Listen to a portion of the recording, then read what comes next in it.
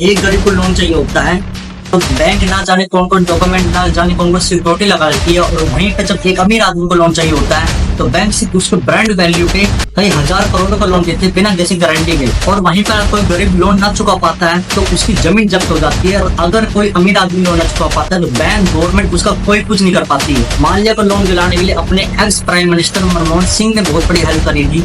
इस कैलेंडर के लिए विजय माल्या खुद अपनी मॉडल सिलेक्ट करता है। जिस मॉडल के इसमें नाम जुड़ गया उसका करियर रातों रात रॉकेट की तरह आसमान छू लेता था। दीपिका पादुकोण, कैटरीना कैफ मूवी भी लॉन्च होने पर इस कैलेंडर में लॉन्च। लोगों के बच्चे गिल्ली डंडा कहते थे, विजय माल्या बैटरी वाली कार से खेलता था। देखिए, अगर एक गरीब 1 लाख का लोन लेता है तो उसको ना जाने कौन कौन से डॉक्यूमेंट, ना कौन कौन सी सिक्योरिटी देनी पड़ती है।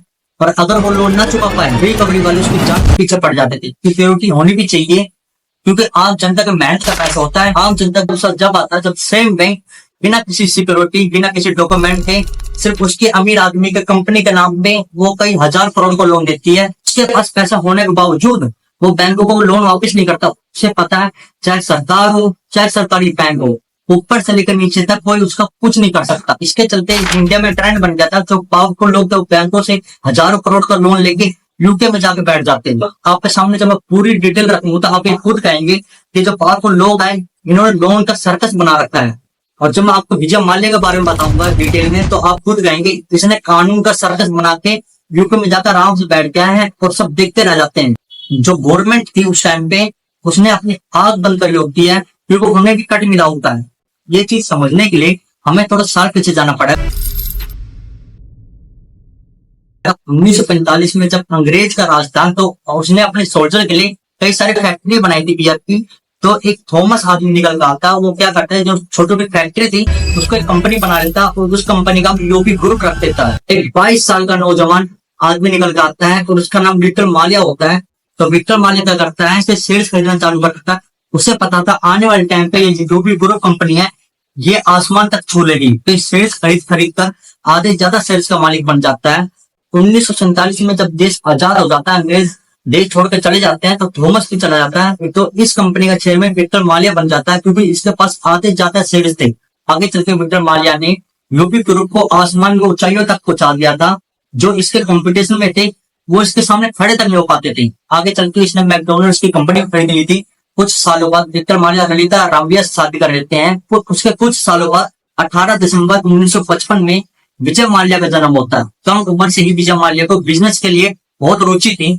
तो जब उनकी पढ़ाई पूरी हो जाती है तो वो बिजनेस के सिलसिले में न्यूयॉर्क चले जाते हैं। उसी टाइम मुंबई में एक पार्टी चल रही होती है तो उसमें विक्टर माल्या का हार्ट अटैक आ जाता है। तो विजय माल्या अपना सारा काम छोड़ के तुरंत इंडिया के लिए रवाना हो जाते हैं। जो आम फैमिली होती है उसमें किसी की मृत्यु हो जाती है तो सब शोक बना रहे होते हैं, बट बिजनेस फैमिली में ये नहीं होता। बिजनेस फैमिली में क्या होता है, उसमें किसी की मृत्यु हो जाती है तो वो ये सोचते हैं कि अब का चेयरमैन कौन बनेगा। विजय माल्या ने कई राजनीति खेल के कई दिमाग लगाकर चेयरमैन तो हासिल कर लेते हैं, पर उनको बिजनेस थोड़ा बहुत आता था कि फादर थे नहीं उनके।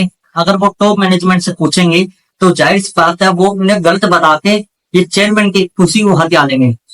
तो विजय माल्या क्या करते हैं, कंपनी लॉन्च कर देते हैं किंग फिशर के नाम से। किंग फिशर जब विजय माल्या प्रमोट करते थे वो मॉडल खुद सेलेक्ट करते थे। दीपिका पादुकोण, कैटरीना कैफ मूवी में लॉन्च होने से पहले इस कैलेंडर में लॉन्च हो जाती थी और इनका करियर रातों रात आसमान तक छू लेता था। इसी वजह से किंग फिशर बच्चों से लेकर बड़े बूढ़ों तक सबकी जबान पर आ चुका था। किंग फिशर नाम नहीं ब्रांड बन गया था। आगे चल के विजय माल्या ने कई सारे बैंकों से लोन ले लिया था। कम से कम उसका आंकड़ा 9,000 करोड़ बताया जाता है। तो विजय माल्या ने 9,000 करोड़ जो लिए थे उसकी सब ये फ्लाइट खरीद लेता है। तो उसका ये नाम रख देते हैं किंग फिशर फ्लाइट।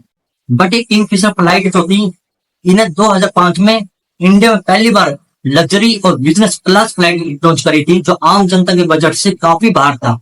ये बिजनेस काफी शानदार चल रहा था, बट आने वाले टाइम पे विजय माल्या को बहुत ही घाटा होने वाला था। 2008 आते आते जो विजय माल्या की एयरलाइंस थी वो काफी घाटे में जा चुकी थी। जो विजय माल्या ने कई सारे बैंकों से लोन लिया हुआ था वो तो चुका नहीं पा रहा था क्योंकि एयरलाइन घाटे में थी।